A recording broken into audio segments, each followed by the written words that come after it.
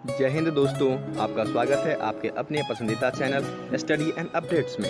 जय हिंद दोस्तों, मैं लोकेश तिवारी स्वागत करता हूं आपका अपने पसंदीदा चैनल स्टडी एंड अपडेट्स में। आज हम करने जा रहे हैं इंडियन आर्मी अग्निवीर जीडी के मॉडल सेट पेपर। इससे पहले हमने 5 सेट पेपर कर रखे हैं, जिसका लिंक आपको डिस्क्रिप्शन में मिल जाएगा। आज हम कंटिन्यू करने जा रहे हैं मॉडल सेट नंबर 6, जिसे आपको पता है इसको कुल करने के लिए आपको 1 घंटे का समय मिलता है। 100 मार्क्स का पेपर होता है।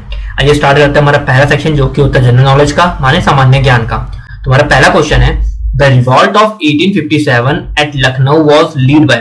लखनऊ में 1857 के विद्रोह का नेतृत्व किसके द्वारा किया गया था? तो ये किया गया था बेगम ऑफ अवध, जिनका आप बेगम हजरत महल के नाम से भी जानते हो, जिनका नाम है बेगम हजरत महल। बेगम ऑफ अवध, अवध की बेगम थी ये। तो इन्होंने लखनऊ से लीड किया था 1857 के रिवॉल्ट को। अगर बात करें 1857 के विद्रोह की, तो इसको कई सारे नाम से भी जाना गया था, जैसे सिपाही विद्रोह, सैनिक विद्रोह, मतलब सिपाही म्यूटिनी। हुआ क्या था बेसिकली, कई सारी चीजें घटनाएं हुई थी। कि एक घटना तो ये भी हुई थी कि ये हो गया था कि जो कारतूस आए थे, कारतूस को बनाने के लिए, मतलब कारतूस को बनाने टाइम पे उन्होंने अंग्रेजों के टाइम पे एक, अभी अफवाह थी या रियलिटी नहीं पता, श्योर नहीं है इस बात के लिए, बट हम कह सकते हैं कि एक अफवाह फैली थी, या ये हो भी सकती है, रियलिटी हो सकती है, कि जो कारतूस होते, जो बंदूक हुआ करती थी उस टाइम पे, तो उसको हमने उसको चलाने से पहले कुछ खींचना पड़ता था, उसको दांत से खींचना पड़ता था। और ऐसी फैली थी बात कि वो गाय और सुअर के चर्बी से बन रही है। तो अब जो सैनिक हमारे भारतीय थे, चाहे वो हिंदू चाहे मुस्लिम थे, तो उनके लिए तो ये सही नहीं था, उनके तो धर्म के खिलाफ था ये। तो उसके खिलाफ लोगों ने जब विद्रोह किया, उसके बाद फिर एक बात आगे बढ़ी, तो इस तरह 1857 का विद्रोह हुआ। इसको हम फर्स्ट वॉर ऑफ इंडिपेंडेंस भी बोलते हैं इंडिया में। तो इसको कैसे नाम से भी जाना जाता है। तो लखनऊ में लीड बेगम हजरत महल यानी अवध की बेगम ने किया था। ठीक है, ये वाइफ थी नवाब वाजिद अली शाह की, जो अवध के थे। इसका आंसर हमारा ए, बेगम अवध, इसका आंसर हो गया। आइए बढ़ते हैं सेकंड क्वेश्चन, जो कि in terms of area which is the smallest state in India. क्षेत्रफल की दृष्टि से भारत का सबसे छोटा राज्य कौन सा है? तो क्षेत्रफल की दृष्टि से वो है गोवा। गोवा का कितना होगा? गोवा का है 3702 किलोमीटर स्क्वायर, ये छोटा एरिया है। अब क्वेश्चन पूछा गया है in terms of area which is the smallest state in India. तो अब एक क्वेश्चन हम अराइज करते हैं। मैं आपके लिए क्वेश्चन पूछ रहा हूं, आपके लिए होमवर्क है, आपको मुझे कमेंट में बताना है कि क्वेश्चन था in terms of area which is the smallest state. अब मेरा क्वेश्चन है कि in terms of area which is the largest state. क्षेत्रफल की दृष्टि से भारत का सबसे बड़ा राज्य कौन सा है?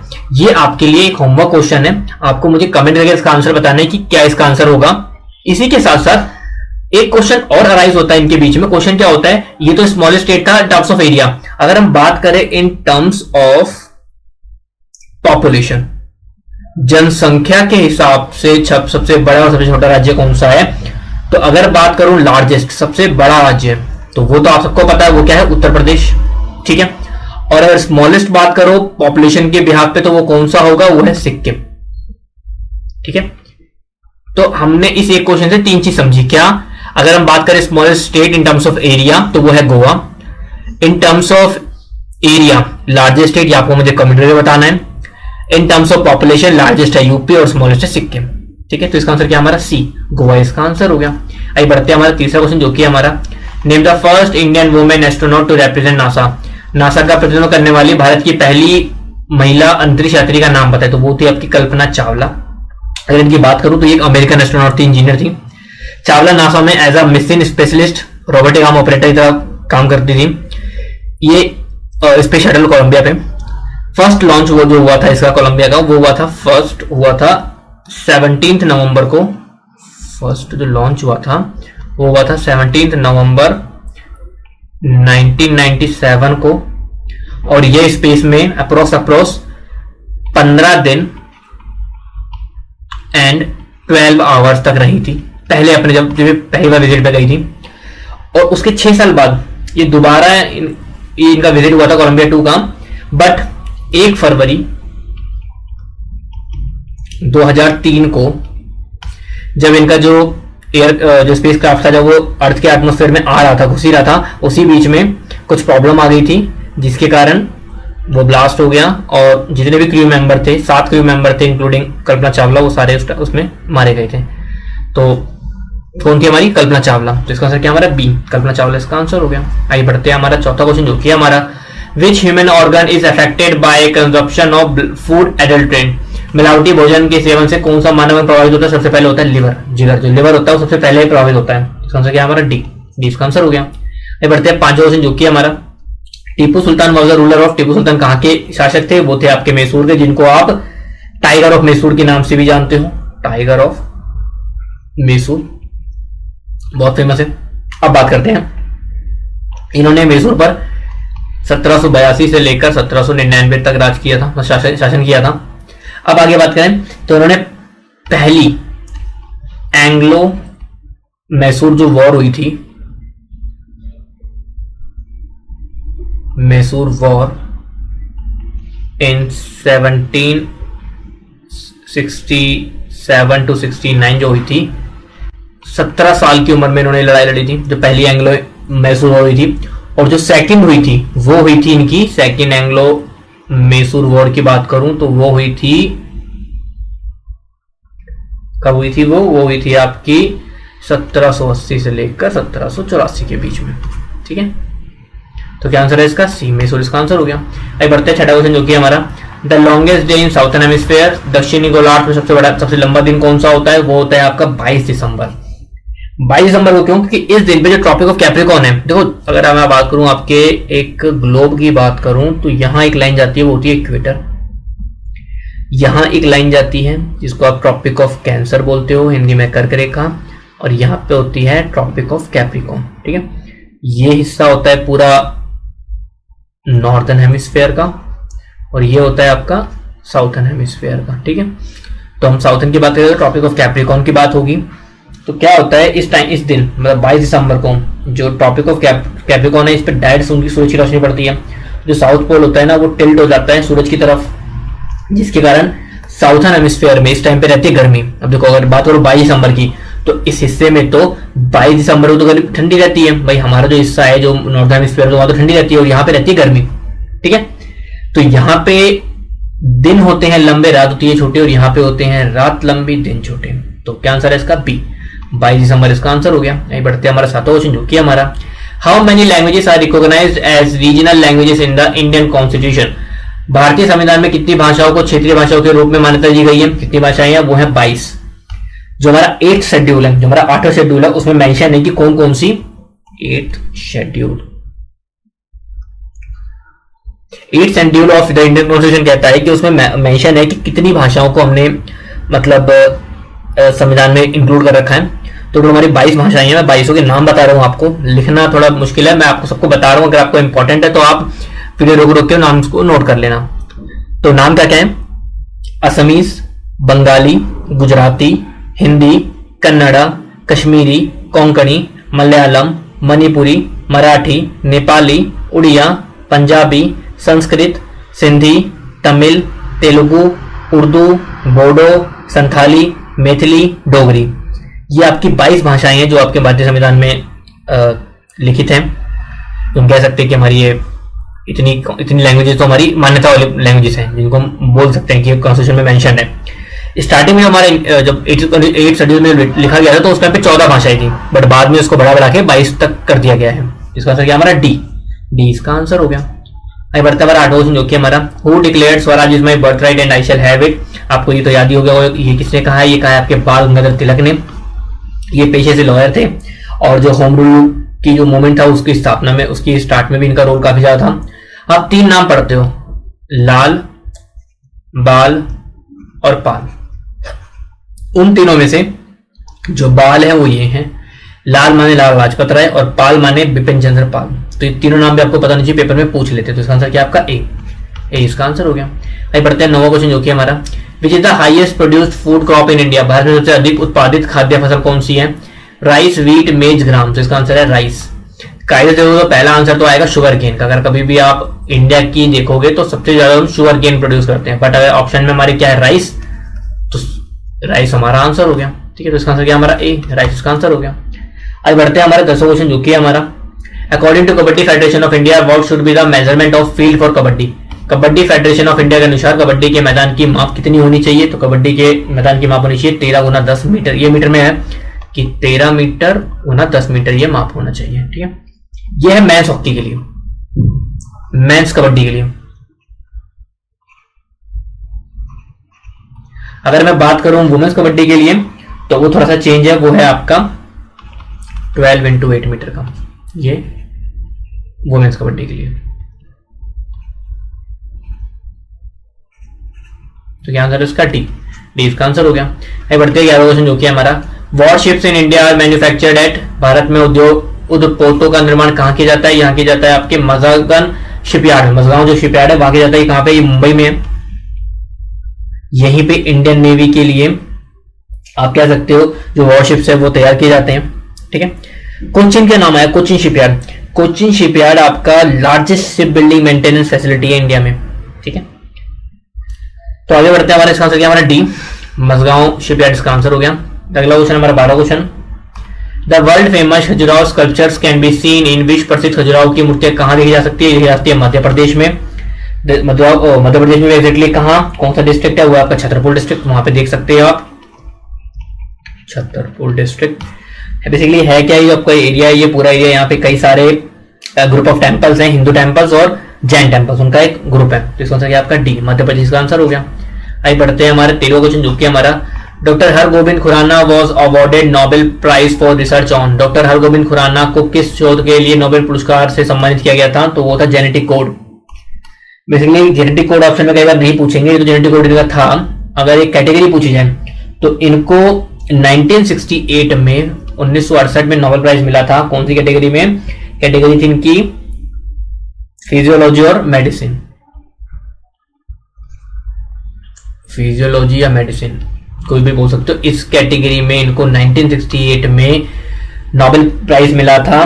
बेसिकली इसमें था क्या, इन्होंने किया गया था, एक इन्होंने जेनेटिक कोड लाए थे जिसमें सेल का जेनेटिक कोड था, जिसमें ये था कि कैसे ये सेल सिंथेसिस ऑफ प्रोटीन को कंट्रोल करता है। तो इसका आंसर क्या आपका ए इसका आंसर हो गया। अब बढ़ते हैं हमारा 14वां क्वेश्चन जो कि हमारा which one of the following is not produced by insects, निम्नलिखित में से कौन सा एक कीट द्वारा उत्पन्न नहीं हो सकता है, तो वह सैफरन। केसर इंसेक्ट द्वारा नहीं उगता है, सैफरन का प्लांट होता है बकायदा, और भारत में सैफरन सिर्फ कश्मीर में ही उगाया जाता है, मिल सकता है जम्मू कश्मीर में ही। तो इसका आंसर क्या आपका डी सैफरन इसका आंसर हो गया।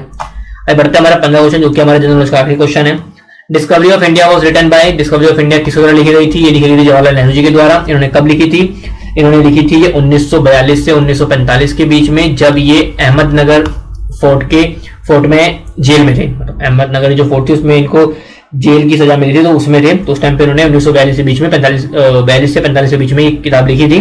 इसमें बेसिकली इन्होंने भारत के थोड़ा इतिहास के बारे में बताया कि सबसे पहले भारत में मुगलों का राज था, फिर बाद में और किसी का राज आया, धीरे धीरे करते फिर अंग्रेजों का राज आया, उसके बारे में है। तो क्या आंसर है इसका सी जवाहरलाल नेहरू इसका आंसर हो गया। आइए बढ़ते हैं हमारा सेक्शन बी की तरफ जो कि आपका जनरल साइंस।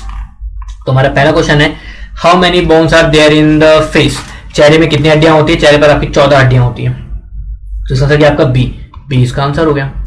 17वां क्वेश्चन कहता है हमारा how many watts are there in 1 HP, 1 horse power में कितने वाट होते हैं, 1 हॉर्स पावर में 746 वाट होते हैं। हॉर्स पावर क्या होता है, पावर को मेजरमेंट करने के लिए एक यूनिट होती है। तो इसका आंसर क्या आपका सी इसका आंसर हो गया। आइए बढ़ते हैं 18वां क्वेश्चन जो कि हमारा sound travels fastest in, sound सबसे तेज कहां ट्रेवल करता है, वो करता है आपके सॉलिड में। सॉलिड क्या इनमें से स्टील एक सॉलिड है, क्योंकि क्या होता है जो इसके पार्टिकल्स होते हैं ना वो बहुत ही नजदीक होते हैं, इसलिए साउंड बहुत जल्दी से ट्रेवल करता है। सबसे ज्यादा ट्रेवल करता है वो सॉलिड में, फिर लिक्विड में, फिर गैस में और फिर वैक्यूम में। तो स्टील एक सॉलिड है, तो इसका आंसर वो भी सॉलिड। 19वां क्वेश्चन कहता है law of electrical resistance was introduced by, विद्युत प्रतिरोध का नियम किसके द्वारा दिया गया था, ये दिया गया था आपके जॉर्ज सिमन ओम के द्वारा। जो ओम लॉ या ओम पढ़ते हो, यूनिट रेजिस्टेंस की जो यूनिट होती है वो ओम होती है, ओम। तो वो किसके द्वारा दी गई थी, वो जिन्होंने इसकी खोज करी थी जॉर्ज सिमन ओम, उनके नाम पे है। इसका आंसर क्या आपका ए ओम इसका आंसर हो गया। 20वां क्वेश्चन कहता है decibel is a unit of, decibel किसकी यूनिट है, डेसिबल आपकी लाउडनेस की यूनिट है। बेसिकली डेसिबल को आप ऐसे लिख सकते हो, डिनोट करते हो डी स्मॉल बी कैपिटल, ये डीबी को लिखने का सिंबल है। तो क्या आंसर है इसका सी लाउडनेस का आंसर हो गया। ये बढ़ते हमारा 21वां क्वेश्चन जो कि हमारा which of the following utilise Newton third law of motion, निम्नलिखित में से कौन न्यूटन की गति के तीसरे नियम का उपयोग करता है। सबसे पहले बताता हूं न्यूटन का तीसरा नियम कहता क्या है, every action has equal and opposite reaction. ठीक है, इसका मतलब क्या है कि अगर आप किसी एक वस्तु पर बल लगा रहे हो तो वो वस्तु आप पे उतना ही बल लगा रहा होगा अपोजिट डायरेक्शन में। जैसे कि ये एक मान लो दीवार है, इस दीवार पे कोई एक आदमी 10 न्यूटन का फोर्स लगा रहा है, तो बदले में ये दीवार भी उस आदमी पर 10 न्यूटन का फोर्स लगा रही होगी, बट ये माइनस लगा रही होगी। ठीक है, तो वही पूछा गया कि इनमें से कौन है जो Newton third law of motion को यूटिलाइज करता है, तो वो है आपका स्पेस रॉकेट, अंतरिक्ष रॉकेट। कैसे? जब हम स्पेस रॉकेट को मतलब स्टार्ट करते हैं तो बेसिकली गैस की वजह से कुछ बर्न करता है और एक ना बर्न करके वो नीचे की तरफ प्रेशर करता है। अगर वो नीचे की तरफ प्रेशर करेगा तो उसका जो अपोजिट रिएक्शन होगा ऊपर की तरफ जाएगा, तो इस तरह से वो ऊपर की तरफ पुश होता है। तो हम कह सकते हैं कि बी स्पेस रॉकेट इसका एक यूटिलाइजेशन है। इसका आंसर क्या आपका बी। बढ़ते हैं हमारा 22वां क्वेश्चन जो कि हमारा which one of the following is used as a fuel, निम्नलिखित में से किसका उपयोग ईंधन के रूप में किया जा सकता है? वो आपका CH4 माने मीथेन होता है। मीथेन का कर सकते हो आप use. Methane it undergo combustion with और two oxygen to create fire, मतलब कह सकते हैं हम कि ये कंबशन में ऑक्सीजन के साथ आके फायर क्रिएट कर सकता है। तो क्या आंसर है इसका बी। आगे बढ़ते हैं हमारा 23वां क्वेश्चन जो कि हमारा the chemical formula of caustic soda. Caustic soda का केमिकल फॉर्मूला क्या होता है? वो होता है NaOH माने sodium hydroxide. Sodium hydroxide option है पेपर में, दोनों में से कोई भी क्वेश्चन आ सकता है। वो NaOH भी लिख सकता है, सोडियम हाइड्रोक्साइड भी लिख सकता है। आपको दोनों नाम पता होने चाहिए। अगर बात करूं इसका कास्टिक सोडा का यूज कहां कर सकते हो? आप क्लीनिंग एजेंट में यूज करते हो, डिटर्जेंट में यूज करते हो, वॉशिंग सोडा बनाने में। तो इसका आंसर क्या आपका बी इसका आंसर हो गया। आगे बढ़ते हैं हमारा 24वां क्वेश्चन जो कि हमारा if the atom of solid has sodium has atomic number 11 and then what is its mass. यदि सोडियम के परमाणु क्रमांक 11 है तो इसका द्रव्यमान क्या होगा? एटॉमिक नंबर है 11, इसका मतलब प्रोटॉन है 11 और इलेक्ट्रॉन है 11। बताना क्या है? Neutron. Atomic mass, atomic mass होता है प्रोटॉन प्लस में न्यूट्रॉन, तो न्यूट्रॉन होते हैं इसके 12। तो एटॉमिक मास कितना हो गया? 11 प्लस 12 मतलब हो गया 23। और एक यूनिट होती है वो होती है AMU, एटॉमिक मास यूनिट। तो क्या आंसर है इसका? सी 23 इसका आंसर हो गया। बढ़ते हमारा 25वां क्वेश्चन जो कि हमारा when metal is heated the density of metal. धातु को गर्म करने पर धातु को घनत्व जो डेंसिटी होती है वो घटती है, डिक्रीज होती है। देखिए जैसे आपने एग्जांपल देखा होगा रेल की पटरियां, तो जब वो हीट होती है तो उसका वॉल्यूम बढ़ता है बट उसकी डेंसिटी घट जाती है। क्या आंसर है इसका? सी डिक्रीज इसका आंसर हो गया। आइए बढ़ते हैं हमारा 26वां क्वेश्चन जो कि हमारा the branch of science dealing with the study of human skin. मानव त्वचा के अध्ययन से संबंधित विज्ञान की शाखा कौन सी है? वो होती है डर्मेटोलॉजी, त्वचा विज्ञान। हिंदी में आपको साफ से पता ही चल गया। क्या आंसर है इसका? डी। आगे बढ़ते हैं हमारा 27वां क्वेश्चन जो कि हमारा chemical use in the preparation of oxygen gas. Oxygen gas के निर्माण में प्रयुक्त होने वाला रसायन कौन सा है? वो होता है आपका KClO3 यानी potassium chlorine oxide. Potassium chlorine oxide ये इसका नाम हो गया। अब किस तरह से कह सकते हैं? जो पोटेशियम क्लोराइड होता है जब इसको आप हीट करते हो, इसको पोटेशियम क्लोराइड भी बोलते हो, जब इसको आप हीट करते हो मैग्नीज डाइऑक्साइड के प्रेजेंस में एज अ कैटलिस्ट जो काम करता है, तो ये क्या करता है? बदले में पोटेशियम क्लोराइड और ऑक्सीजन गैस रिलीज करता है। तो आप कह सकते हो कि अगर मैं पोटेशियम क्लोरेट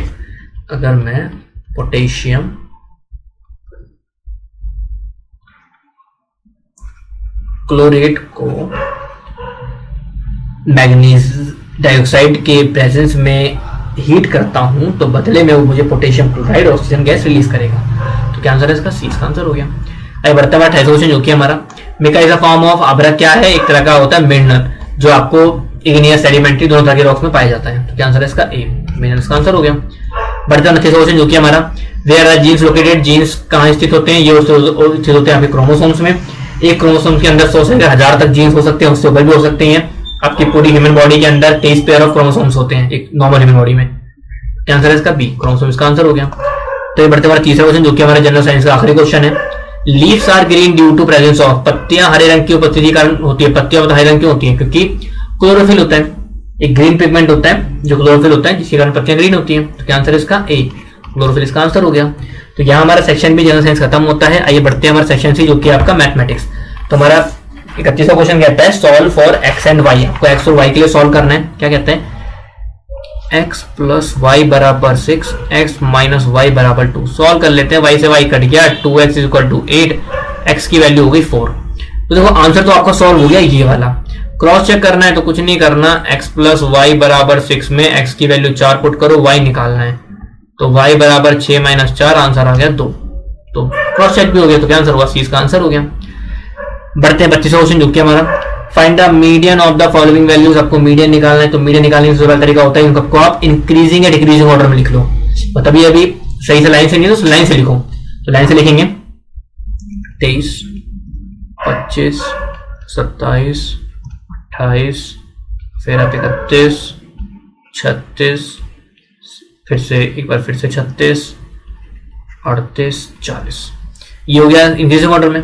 अब निकालना है मीडियन। मीडियन कैसे निकालेंगे, पहले बताओ कितने नंबर है, 1 2 3 4 5 6 7 8 9, 9 है, n की वैल्यू 9 है, तो जो मीडियन हो जाएगा वो हो जाएगा n प्लस 1/2 टर्म, मतलब n प्लस 1 मतलब होता है 9 प्लस 1/2 टर्म, 9 और 1 10/2 मतलब हो गया 5th टर्म।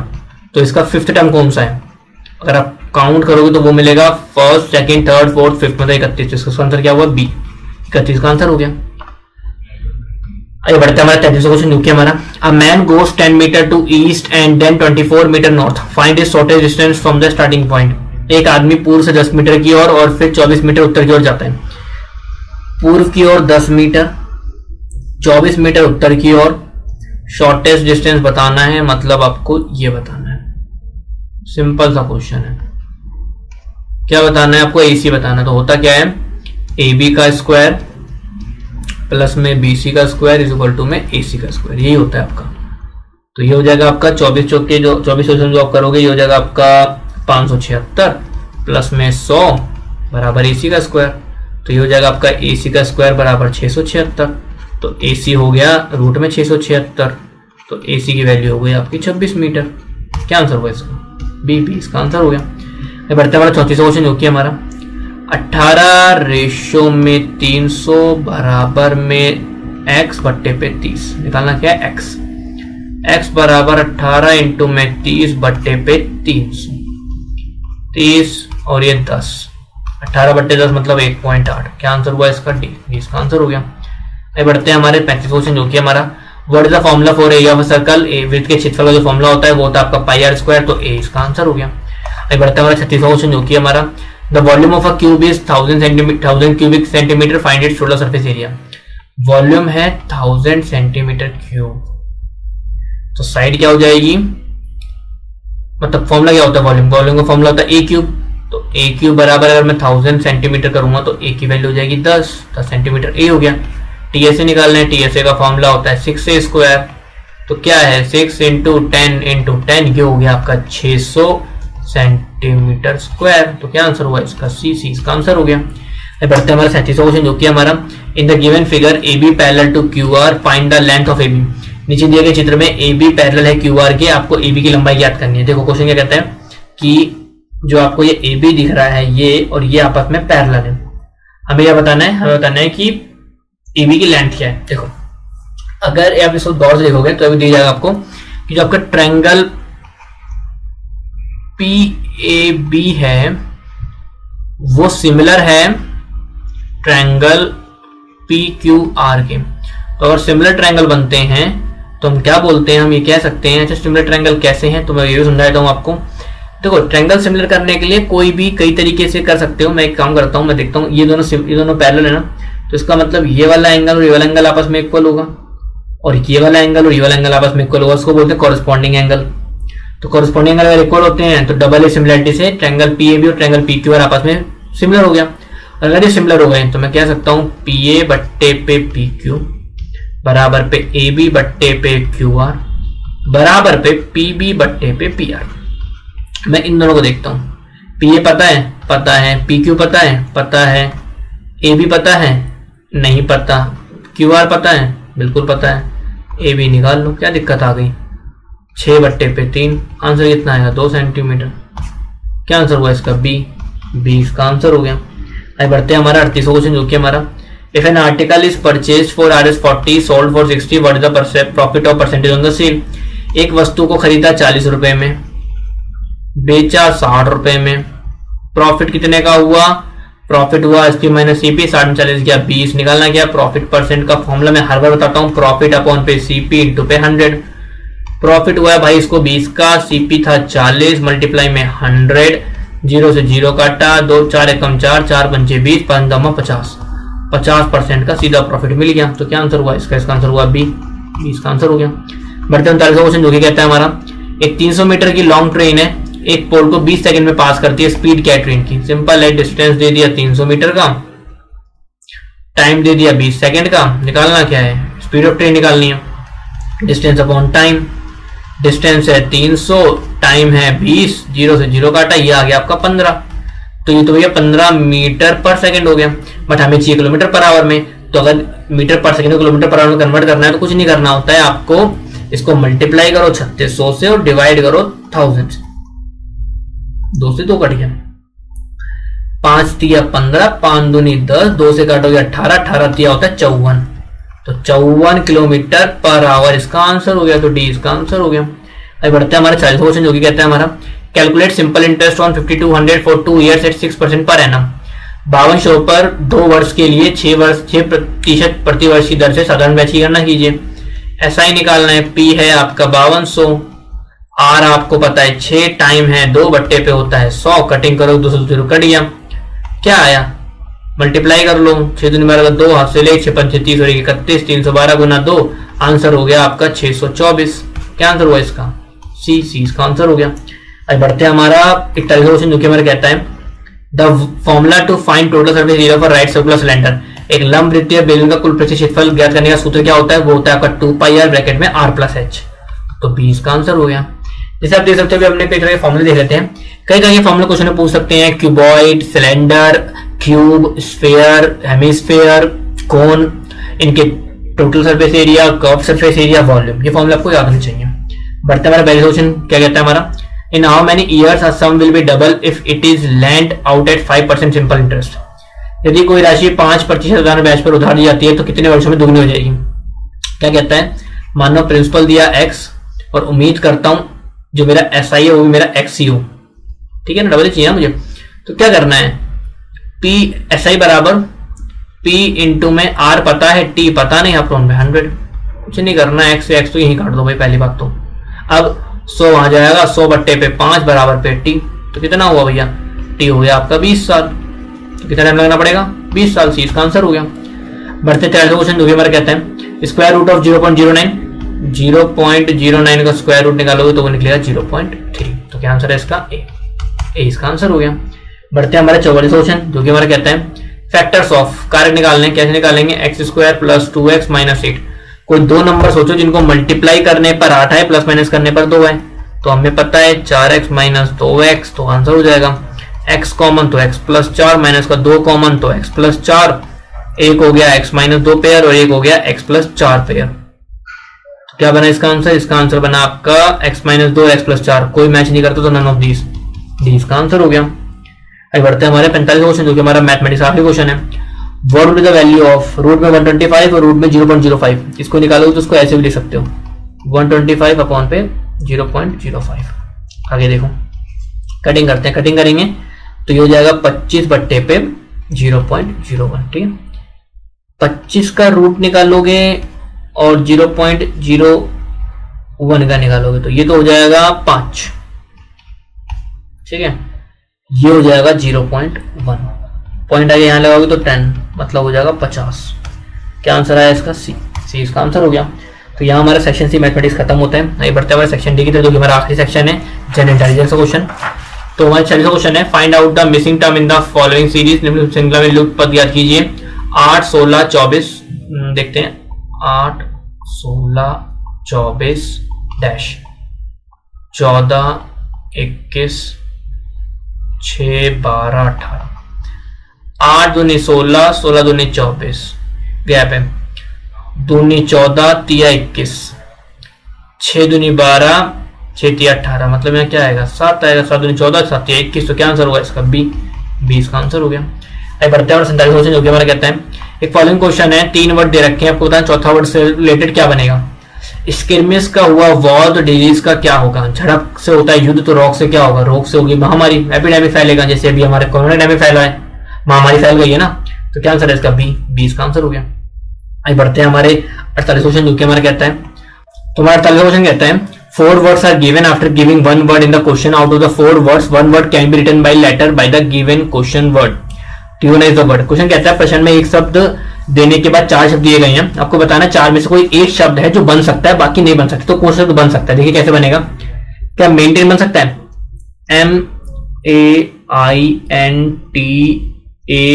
MAINTAIN, भाई मेंटेन तो बन सकता है, तो मतलब आंसर तो मेंटेन हो गया। बट हमें चेक करना है, वो भी चेक करना है, तो मैक्सिमम बन सकता है MAXIMUM,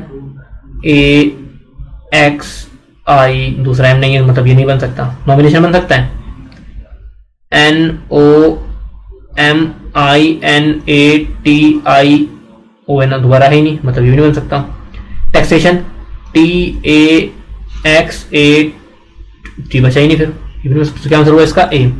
मेंटेनेंस का आंसर हो गया। ये बढ़ते हैं क्वेश्चन, जो कि हमारा कहता है A is B's sister, C is B's mother, D is C's father, E is D's mother, then how A is related to D?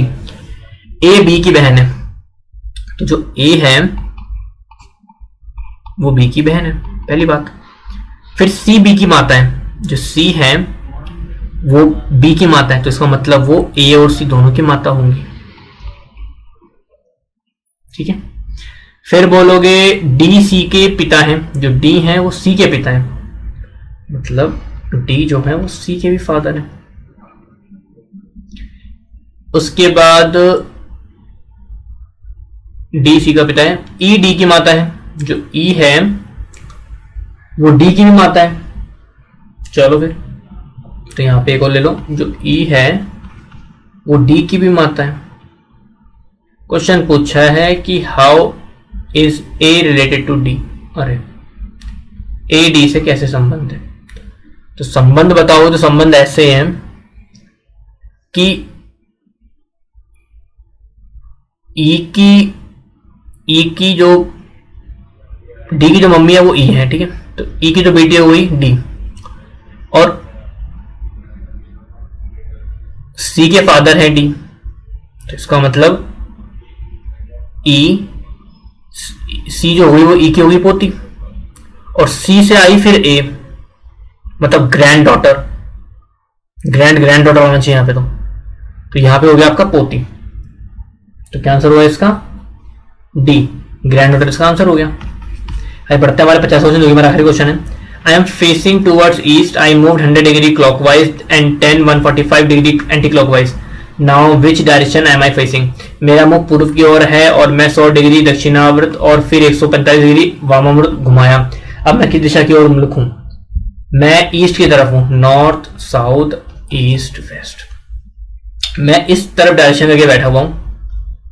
मैंने 100 डिग्री मूव करा। 100 डिग्री का मतलब होता है लमसम यहां तक मैंने मूव करा, ठीक है। मैं यहां पे आ गया हूं। अब मैंने यहां से, इसने बोला था क्लॉकवाइज, तो क्लॉकवाइज तो ये होता है, घड़ी ऐसे घूमती है। अब एंटी क्लॉकवाइज 145 डिग्री, मतलब 145 कितना हो जाएगा? यहां से पीछे आना है मुझे, तो जी यहां से 100 तो मैं ऐसे आ गया, ठीक है। 45 मतलब मैं यहां आ गया, तो मैं कौन सी डायरेक्शन में हूं? मैं हूं अब आपकी 100 तो मैं ऐसे आ गया था, यहां से लेकर इस ईस्ट पे आ गया था, फिर 45 और आ गया, तो अब मैं हूं उत्तर दिशा में। तो क्या आंसर है मेरा? बी, नॉर्थ मेरा आंसर हो गया। तो यहां हमारा सेट नंबर 6 खत्म होता है। आपको कोई परेशानी आई हो तो कमेंट करके पूछ सकते हैं। जिस तरह से मैं आपको बताता हूं, हमने आपके लिए कुछ प्रैक्टिस तैयार कर रखे हैं, जिसका लिंक आपको डिस्क्रिप्शन में मिल जाएगा। अटेंड कीजिए, फ्री ऑफ कॉस्ट है। तो मिलते हैं आपसे अगले वीडियो, तो प्ले। नमस्कार दोस्तों, आप सभी की सुविधाओं का ख्याल रखते हुए अग्निवीर एग्जाम के लिए ऑनलाइन मॉक टेस्ट सीरीज दिया गया है, जो कि बिल्कुल मुफ्त है। और वहां पर जाने के लिए आप studyupdates.in पे आएंगे।